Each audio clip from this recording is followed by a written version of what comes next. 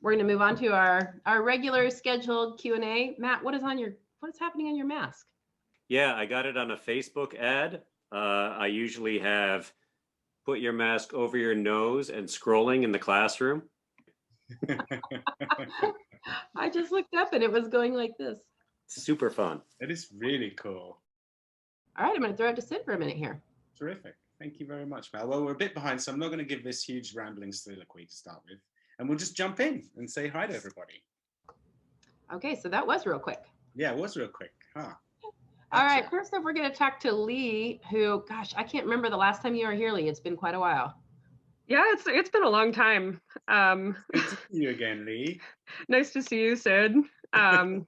Yeah, it's been a long time because unfortunately, I'm extraordinarily busy, and I'm relieved that I could actually make it today. I'm really glad. I can't remember what makes you so busy. What are you up to? So I am a full-time student. I'm doing my second bachelor's degree in physics at the moment. My first one is hanging on the wall behind me. Congratulations. What was that? Thank you. It's in English literature and East Asian studies with a concentration in Japanese literature and language. Mind slightly blown. That's a wild combination of things you like to do there. It's pretty wild. Really? Yeah. From the humanities to the sciences. Oh yeah. Yeah, and on top of that, at the moment, since school does not resume for another 10 days, thankfully, I am also working full-time. I am a manager at a fabric store. Many of the Americans in the chat will probably have been to a Joann Fabrics. We were deemed essential very early on, so I've been, doing my manager thing since March, and it's been tough, but how has it been? Is it, do people come in, or is it just pick up at website? Early on, we had about 3 days, I want to say, where our store was actually closed down and we were only doing curbside pickup orders. And then we got a letter from the governor stating that I'm outside the Philadelphia area. So we got a letter from our governor of Pennsylvania. And he said, no, you're essential. You have to open back up. And we said, oh, God, that's great. Wow. So, do you need? This might be a stupid question, but do you need to be essential? I mean, do people, is it because there's obviously tactile stuff? People can't just pick fabric from a. So the main thing with fabric is that if you could not get your hands on a medical grade mask, like an N95 mask early on, we were essential for making fabric masks, and we were not making them, but we were giving away fabric for free to do it. For as many people as we possibly could. It was difficult to keep up with the demand because we had hundreds and hundreds of people coming to us every day who were looking for fabric, and we just didn't have enough people on staff to cut the fabric for the kits and the elastic, and then we ran out of elastic for like 3 months, and we were like, well, we're just going to have to do the best we can. So that's why we were essential. It's a toss-up whether or not you want to consider us essential, but it's been fun. It was like Black Friday type rush every day for a solid 3 or 4 months. Oh my goodness. Which was exciting. Have you become really crafty now that you've been working in basically a craftworks store? Have you picked up any kind of hobby as a result of it, using all these wonderful fabrics? Actually, yeah. So I've been sewing for about 12 years now, which is why I have my job. Yeah, that's why they hired me to begin with, because they looked at my resume. They said, oh, look, she sews. We'll hire her. On top of that, I did pick up knitting. One of my lovely coworkers, who has become a very dear friend to me, he taught me to knit early on in the pandemic. So I've been knitting a bit. I also do cross stitch. I do watercolors. I do a lot of digital art. Plenty of people here, I'm sure, follow me on Instagram. You find just enough time to squeeze in a couple of degrees. Yeah, right. And it's the bane of my existence. It's just, that's it. I'm still working on getting an official diagnosis, but I've been speaking about it with my therapist, and she agreed pretty early on, you might want to look into getting tested for ADHD, because I think this could be part of your problem. And I was like, it didn't occur to me. Sound like a problem. It's depending on who you ask. Well, they say, we're only using, 15% of our brains. So that's what they do say. Yeah. Yeah. So it's possible you're just using 20 and you're still behind the curve. You need to step it up. Do I need another to step it degree. up. I know. I need to do another degree. Well, that's the plan anyway, is as soon as next spring when I'm finished my current major, hopefully I'll be going to get a PhD in astrophysics. So we will see how that pans out. That's fantastic. Yeah, And do you it's have a particular area in that field that you're excited by? Because we've got so, yeah, antimatter people, and that I'm curious to know where you are. for sure. My primary interest right now is in exoplanets, because, it's, and also gravitational waves. Because for anybody who's not aware, a couple years ago, before about 2015, we mainly just had like observational astrophysics and like optical astrophysics, which is just, it's all the light that you can see here Yeah. from Earth. And then we actually discovered gravitational waves, and we proved that they exist and that you can detect them here on Earth. And it opened up an entirely new branch of astrophysics. So I'm of course fascinated by it because it's so new. Yeah. We hardly know anything about it just yet. What about it excites you? What do we know that you latched onto? Because I think it's basically one of the elements of quantum that helps people understand quantum, gives us a better understanding of quantum at least. Yeah, and I mean, I'm not a quantum physicist, so I don't know a whole lot about quantum physics just yet. I'm Quantum sure. physicists say they don't know anything about quantum physics. Yeah, that's actually very true. So it's not so much a question of what we do know, but what we don't know that really excites me, and what actually drove me to pursue this third major field of study, because I had been wanting to do it during my first degree. And both of my advisors looked at me and they were like, you can't do that, right? You have to graduate in 4 years. There's no way you can fit in a third major. I said, okay. So, I was just taking astronomy classes for fun. But I realized there was so much I didn't know about how the universe works and how the world works. And I just wanted to know more. Yeah. And I think that that's what's really exciting about physics in general, and also astrophysics specifically for me, being a Star Trek person. Yeah. The question of how much we don't know. Yeah. And to kind of answer your question about the gravitational wave field, I mean, we hardly know anything. You must know enough to have recognized it when it was discovered, for want of a better way of putting it, when it was first conjectured and then, I guess, proven. A bit. So I was actually very fortunate in that we had a guest lecturer come to my college who was one of the like forerunners of gravitational wave study. And she gave a lecture about it and basically summarized their findings and said, hey, look, we just detected it. And that was back in about 2016. So it was still brand new at that point. Like it had just happened. I think I had chills when I was sitting there listening to her talk, because at that point I was solidly a humanities student. I was like, I'm sitting here with a bunch of physics, like my friends who are physics majors, and they're like oohing and eyeing because they understand all of the technicalities behind it. But I mean, I was just sitting there trying to keep up, and I was like, oh my God, there's so much here I don't understand. I have this pet theory which I've been banging on about to everybody and Yeah. who'll listen, well, boring everybody who'll listen. In that, I think that humanities, especially and being bilingual now that you are, Mhm. being an English major and a physics major on the way, do you think that everybody is really looking for the same thing? Do you think that because I've got my sense is that we're all doing the same job? I know there's various ways of getting, various kind of practical elements that are completely different, but the same truth, the same element of truth is what we will see. And we do it linguistically, and we do it in practical terms with in physics and mathematics and chemistry, etc. Mhm. But I find when I talk to my friends who are pure Puritans in terms of what discipline, we talk into the wee hours, and we always end up saying, well, you know what, we're actually doing the same thing. So you find you're using a lot of your comprehension skills in physics. Yeah, I mean, I think it depends on who you ask, because I mean, everybody's got a different perspective on life, and everybody's got a different an outcome that they'd like to see in their life. And for me, I think at this point, it's just learn as much as humanly possible about everything there is to learn that's There's nothing possible. wrong with that. I really do think it depends on who you ask. Everybody lives their life searching for the same thing. Some people are more short-sighted, I guess nearsighted than others, and don't think about, they don't think outside of their like everyday reality, and that's okay. There is no wrong way to live your life. But for me, I mean, that's really what pushed me to study physics rather than keeping with humanities, and just becoming a writer or an editor or something, which is what I probably would have ended up as had I not decided to do this.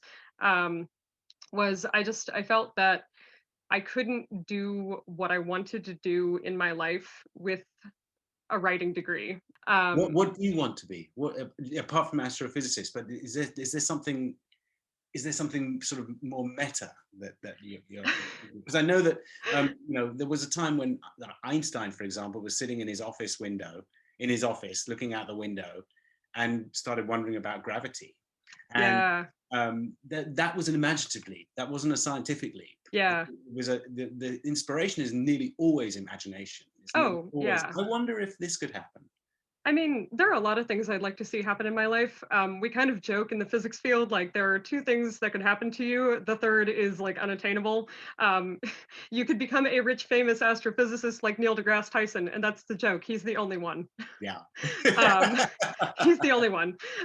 So, most of us who are more mundane, we're like, okay, so I can become a researcher or I can become a professor. And for me, it's looking more and more likely I'll become a professor. One of my goals in the future is to teach writing in STEM, because it has come to my attention, the more and more I get like deeper into the STEM field, people just can't write. And that's not meant to be a blanket statement. There are plenty of people in STEM who can write. I have plenty of friends in STEM who are great writers, but my God, it is so frustrating. I'll have somebody come to me and be like, hey, can you peer edit my paper? And I look at it and I'm like, this is not a paper. This is a collection of words. I think all the modern breakthrough scientists can write, because it's got to be for dumb people like me. We go, my goodness, I just understood something. But I think that's part of the problem is we don't make things accessible to people. And that's why, for the longest time, I didn't think I could go into the sciences because I had one teacher who told me I was bad at math, and it's not true. He was just, he was speaking from a position of caring, and he didn't think that it was the right thing for me to do. Right. But that's part of it, is really we don't make it accessible for students, we don't make it accessible for the public, and we discourage people who should be encouraged to go into it because they think they can't do it. It's like drawing and singing and all things that people say they can't do, but actually everyone can draw and everyone can sing. Oh, absolutely. It's finding your way into it that's hard. Exactly. It's just finding a way to cultivate those skills that works for you. How would you, if you had a kind of a hypothetical kid in front of you that was you when you were 12, and they weren't particularly good at math, or they weren't shining, how would you give them a prod right now? What would you say to them? I'd tell them they could do it. I would do what my freshman year astronomy professor did, which was take them aside and say, I think you should consider a career in this because you're very good at it. And I should have known that he was a great professor right off the bat, because he was the one who would give us, when we were doing redshift and blue shift problems in class, he'd be the one who would be like, what will you tell Mr. Worf? Which way should he fire the photon torpedo? I should have known. And he had a blueprint of the Enterprise in his office. Favorite professor by far. Oh, okay, yeah. Yeah, and thank you so much for just being here and doing this every week. Even though I haven't been able to come much, it's been a high point of my quarantine, is just knowing that Star Trek is there to keep me going. Yeah. And knowing that, I can come see all these lovely people every time I've got a free Friday. And you're always so welcome when you can fit us in.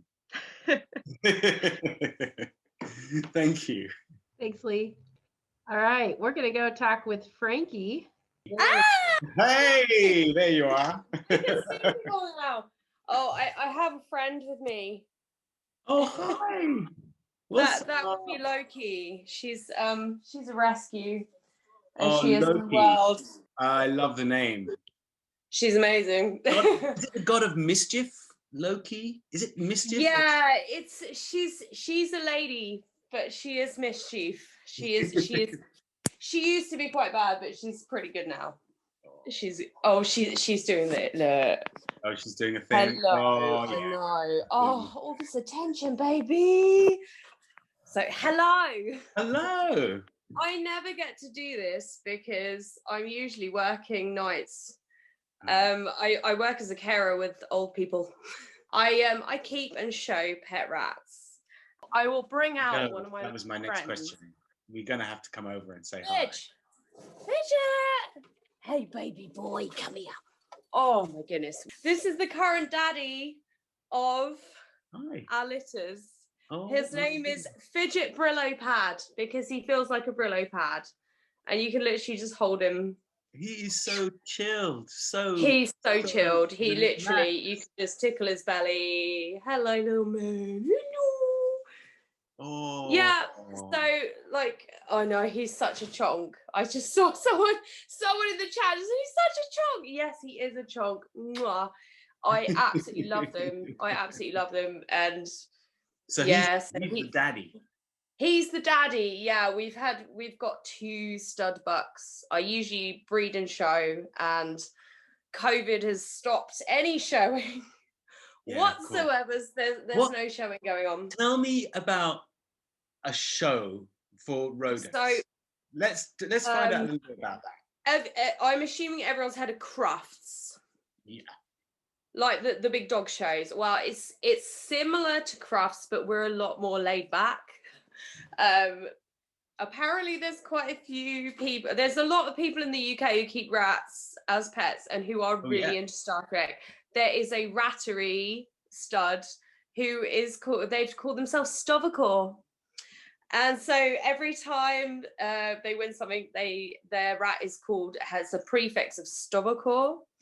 So, and I have quite a few friends with various Star Trek names for their rats. I have yet to have a Julian. I will admit that, but my foundation buck was Neelix. Oh, brilliant! Brilliant. But that's a good. And I have had a Quark as well. We've had a Quark. We've had a Neelix. Yeah, fantastic rat name. Slightly creepy rat name because it's like a little bit creepy. But he was lovely. He was an amazing boy. He really was. But at a rat show, it's a load of crazy people. I say crazy people. They're lovely, really. We all just get together. It's kind of like this, basically. You get together with a common interest where everyone's really keen on rats or Star Trek, or in our case, quite a few people are keen on both. And you enter your rats in these little tanks, and the judge will, if it's varieties, they judge on the body shape, whether they've got a long nose, short nose, the tail shape, the fur, just all sorts. And there's different standards for different colors of rat. So Fidget, he is a Rex. I don't know whether you can see, he's got, you probably can see curly whiskers. Yes. So I breed Rex, which are curly furred rats. If you ever had one of those teddies when you were little with the curly fur, they feel like that. They basically are those teddies. He's wandering off peeing on me. Thank you, mister. That's perfection, isn't it? Hazards of the job. Yeah. So they go in a separate class, and there's also a pet class. So basically, if you are pet judging, you get to just cuddle with rats all day, and they're just so cute. So yeah, I mean, I keep and show them. I absolutely love them. They're just amazing, and I can't be exciting and sciencey and intelligent, but I will point out pretty well already. There was some research done where they found out rats laugh when they're tickled. Oh my goodness.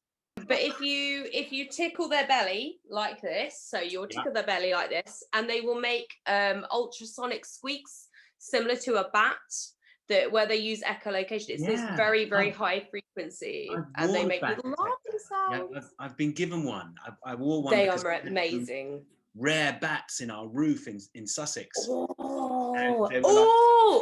Are we going like horseshoe bats or pipistrelles? They're bats that are unique to a little town in Sussex. And that's why everybody's so. I mean, you have to get a special. If you're going to do something to your house in Sussex, you have to have the bat people come, and It is check similar. out- Bats are a protected species. I'm currently doing a wild veterinary nurse assistant course just in my spare time, because that's what I want to do, is stuff with animals. I've just done a unit on British wildlife, and one of them was all the legislation surrounding bats and wildlife, because That's you're not amazing. allowed to rehab them, you can't touch them, you have to call the Bat Conservation Trust. We had to So- build a bat hotel. So Oh because my we were doing gosh. something to the roof of one of the barns, They've got to have a similar roost. we had to build them a separate place so that they could hang out, and that meant Oh, just bless. covering the whole ceiling with boarding and leaving them the entire roof space. And I put the little headphones on, and I could hear all this everywhere. Nature just came alive, and I heard all these sounds I never hear. It's was brilliant. amazing. It's like getting kids into nature as well. They go, oh yeah, ooh, nature sport. Like, no, let's go outside. Let's look at frogs. Let's look at toads. Let's get the bat detector out. And yeah, anyone with kids, get yourself a bat detector, because it's the best thing you will ever buy. And if you've got hamsters as well, any small rodent will emit this kind of high pitched squeak that you can't hear. Yeah. Unless you've got one of these magical little machines. How come Loki's so good with the rats? She came to us, she was about a year old, she was a rescue. She had separation anxiety quite badly. Right. We ended up on the TV trying to sort it out, which is somewhat embarrassing but also really helpful. But she's amazing now. She's a pointer cross lurcher, and I think the pointer in her and the collie in her as well, just she's not got that instinct to kind of just eat rats. Right. So she's spent 7 years of her life here, so she's kind of used to do you want some beer, babes? Because No? we took our dog to a friend, one of my best friend's houses, and they had lots of children in a gerbil in the cage. And when my dog saw that gerbil in a cage, she was like, straight off. what is wrong with these people? They're keeping a gerbil in a cage? They're not Oh. eating it? It's like, oh, she just sees them as that they'll wander around, she'll sniff a cage and be like, what's that? You still busy? I've actually got 2 weeks off. I just took no holiday last year, so I was working all through lockdown, all through the whole lot. I'm up at 5. I finish maybe sort of 7, 8 o'clock at night. Sometimes I do the night shift to help them out. So because I know that in the States, the nursing homes have been pretty much the toughest. We've been lucky. I do care in the client's own home. You go in, you help them be more independent in their own homes, rather than if they do need extra care, they will end up in a home. And I've not had any clients pass this year, thank God, but we have had to say goodbye when they've gone into homes, which is, it's never easy, but it's what they needed at the time. I can see when people say, oh, lockdown's really affecting my mental health. Yes, it is desperately affecting the older generation who they're stuck in their houses. They can't go to the shop. They can't go to the garden centre. She can't go to a day centre, which breaks my heart, because all her little friends are there. She wants to go and hang with her friends and chat and do a knitting and whatnot, and she can't. And so she's been in for a year now. So all you can do is kind of engage them when you're there. But there's so many people like this, and I feel lucky that I'm able to still see them. We're doing well, and I've worked throughout, and I don't really go out anyway. Occasionally to conventions, but my health doesn't allow me to get out and about anymore. Especially this year, I've been off sick as well, which hasn't helped. I got diagnosed with hypermobility spectrum disorder. So everything all pops out and it's all fun and games. It's connective tissue disorder, where your joints pop out all the way, you're fatigued. I've suffered with symptoms for years and never realised what it was. You are a brave person for continuing. I don't think I'm brave at all. We're just what they would dealing call with what you're dealt. Yeah. Can you do a rat show on Zoom? Because these little boxes, you could probably set up There something. has been one of the local rat clubs did a pet show on Zoom, and it went on for I think 9 or 10 hours of judging, because everyone was just standing there just going with the rats. Can you train them at all? You can. I did train one girl. We trained her for, I don't know whether you're familiar with the One Show. Yes. Yeah, we Yes, did a in the segment UK. for the One Show probably about 4 years ago now, where they were doing speed of a cliche. So they were timing like a blink of an eye. They had a ferret up a trouser leg. I felt sorry for the poor. I think it was a runner that they roped in to do that, where they timed how long it took a ferret to go up his trouser leg. And we were a rat up a drain pipe. So I had to train a rat to run up a drain pipe. So she waddles up, pokes her head out, and they're waiting for it to come all that tube. And she sort of goes, "Yes, hello, I'm here for my close-up." And she took her time. So it wasn't too bad. I've got the great nieces of the rats in Fantastical Beasts 2, Harry Potter. I'm not a Harry Potter fan, so I don't know how it all works or what they're called. So the rat who was Scabbers, or the 3 rats who were Scabbers, were bred by a friend of mine. She's been doing this for about 40 years, which is insane. But then I've now got the great nieces of the ladies who were in Fantastic Beasts 2. Right. They don't have little like portraits in their great aunts. They need like man's Chinese theatre, like Hollywood stars in their cages. Oh bless them. I mean, look at this face. I know, he's too adorable. So I've put hats on them. We had one here that predicted the World Cup winners. Oh, yeah. His name was Henrik. Yeah, it would have been 2018 World Cup. So we'd put little flags on the floor and we'd let him go, or whichever he ran over would be his prediction. Right. Except he was quite good. He was like that Paul the Octopus. Yes, I remember but slightly more successful. Well, you seem in really, really good spirits, and I don't know what you're doing to make sure to keep you that way, because you're Corona. the drink, not the disease, the drink. No, I'll come back when you've got another minute off. I will when I eventually get some time off. Bring the husband. Yeah, come and bring him on too. So cool. Well, it's lovely catching up with you again, and it's been lovely. Look after yourself, and come back and see us with some adolescents, Yes, adolescent rats. And it says farewell before he farewell. Off. Thanks, Frankie. We are also thoroughly entertained. Next, we're going to talk with Casey. Hi. Hi, hello, both of you. Gosh, you're getting big. Right? Right. Oh. Sorry, I just understood how I could have been misconstrued horribly. It's a joke. That little thing is twice the size the last time I saw him. Right? Absolutely. 8 months, I think. Yeah. How are you? I've been good. Yeah. How's it been? Because it's just been full on 24 hours rock and roll. It's been something. It has been something for sure. It's been this guy who, by the way, I will just say I have to pin your face on these things now, or he will start being very upset when his friend is not on the screen.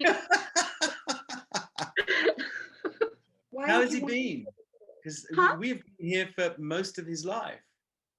Yeah, he was on here. Bless you. Yeah. He was 2.5 weeks old, something like that. That's right. He was just a squidge. Yeah, he was like, his whole head was a different shape. It was crazy. And he's got 6 teeth. What a clever boy. I know. Nicely and he's done. eating a water bottle, because why play with toys when you have a water bottle? Oh yeah. I mean, that's that. Hopefully that'll work until he's about 15. and you can just keep him off like telephones and everything. And if you can get enjoyment like that till 15, you have been a great mom. That's the challenge. I'm like 15 months. I'm patting myself on the back. How are you? How's the whole family? How are you all? We're good. We're all really good. I started doing one thing, and then I ended up doing a bajillion other little things through the social club, and I just end up meandering. My name just keeps getting mentioned, and it's very discombobulating to me. I have been doing the bigger long form presentations and hosting those, and it's been fantastic. It's been very strange. It's really cool. That's really good. That's really useful. I mean, it's just a lovely thing to do. It's exciting. Everybody's so interesting. Every single person. Isn't it wild? Because people come on here and they go, I don't think I could, I can't follow what I've just, and then boom, everybody's got something to say about that. Anything that they do is fascinating. Exactly. It's so wonderful. Everyone's interesting. Of course, everyone lives in their own brain. So the thing that everyone else finds fascinating about them, they go, oh, but it's every day for me because I live in my own brain. And so I don't think it's remarkable. Right? Exactly. And how is I mean, obviously you don't even know North Carolina yet because it's been COVID the whole time. You know the local grocery store maybe and a couple of other places. It's been really strange. I did have a really fun interaction with my neighbor across the street after the election because they were out in their backyard and they're like, hi, this is a very strange neighborhood. People talk to their neighbors here. Which is that's the South for you. How's your daughter adapting to the move? She loves it. We are around the block from her grandparents. Oh, perfect. Yeah. So she just goes out and Calvin and Hobbes it up with her grandpa all the time. Oh, ideal. Yeah. And is it lovely and warm there? I don't get a sense of what it is really. We get all 4 seasons, which is exciting. Okay. Sometimes in the wrong order, but sometimes in the same day. Sometimes. It's winter. We've gotten snow once. Okay. So you do have to wear coats and stuff. You're not like, because it's not far, much further south and you're really into warm. Yeah, you hit South Carolina and it's just palm trees and Bermuda shorts as far as the eye can see. Yeah.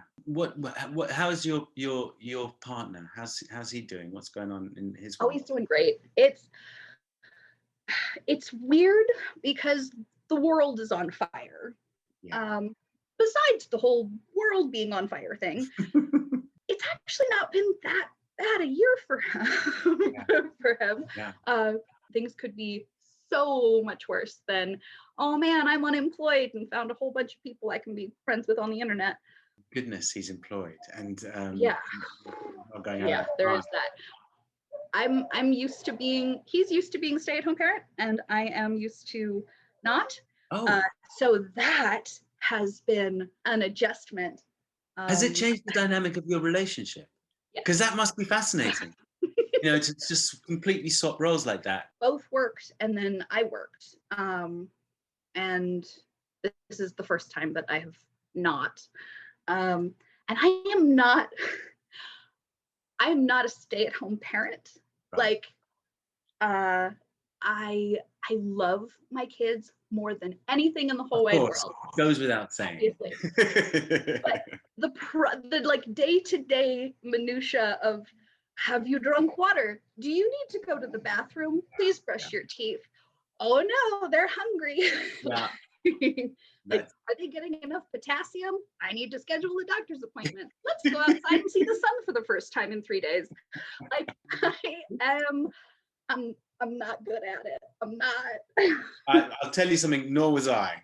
And that has nothing, I think that kind of gets, I don't know.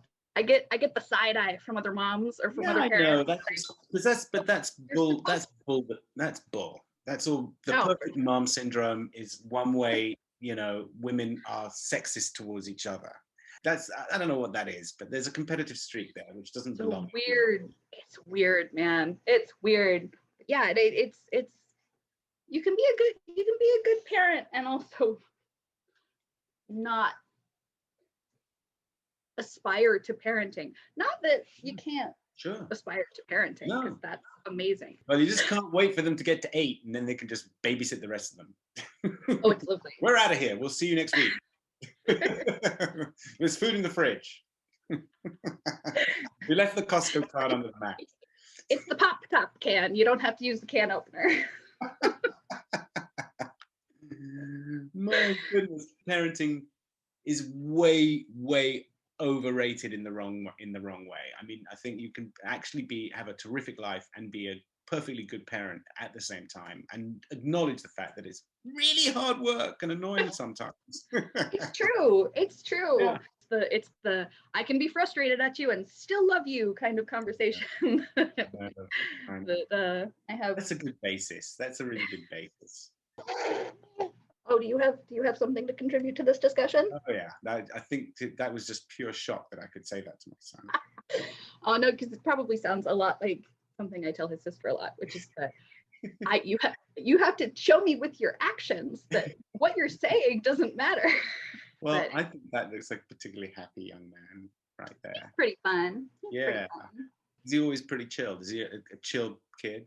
Yeah, like 80% of the time chill, 20% of the time shrieking at a level that like dogs can hear.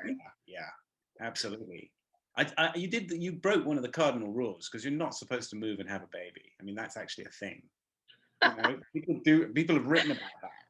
I think you told me that the first time we talked. Actually true. It's a kind of a thing that people do not do. It's too stressful. You did it. Too stressful. Too Just stressful. fine. What's You're going on? bad. Wanna say hi? Weird guy. Stay away from people like this. Stay away. Just a warning, you know. You're gonna show up at some random con and some 4-year-old's gonna fling himself at your knee. Really? Well, I am so glad to see you both happy and healthy. And it's Well, really thank you. lovely. It's really It's- nice to catch up with you. It's lovely to talk to you. He's as old as we are, so it's been fascinating to see that, you know, the personification of Sid City, really. It is. It was lovely talking to you. Bye. You want to say bye? You wanna say bye? Yeah. Bye. No. Yeah. Bye. There you go. Bye, Mo. Oh, goodness. All right. Thank you, everybody, for joining us today. I want to share, we have the next merchandise collection launched today. This is the world tour. I got a sneak peek of this. This is so beautiful. That is so cool. It's like the most generous thing I've seen in years. It is amazing. This was an idea I had some months back to do something reminiscent of a rock tour t-shirt poster. And I knew that I wanted Elmi to do it because their illustration style was what I had in my head, but that was like as far as I'd gone. And this is what they came up with. And it is bonkers. Take a look at all of the Easter eggs and references. Some of you may see some familiar things in there. So just letting you know that that is out today. And as always, we do have a beneficiary. Proceeds from sales of this collection will go to Fair Share West Midlands. That's an organization in the UK that distributes surplus food to, we chose the West Midlands area in particular at Colin's suggestion. Great. Yeah. Thank you so much. They're brilliant. They really are. All right, so more information about that is at sidcity.net. And that's it for today. Thanks, everybody. Have a lovely weekend, everybody.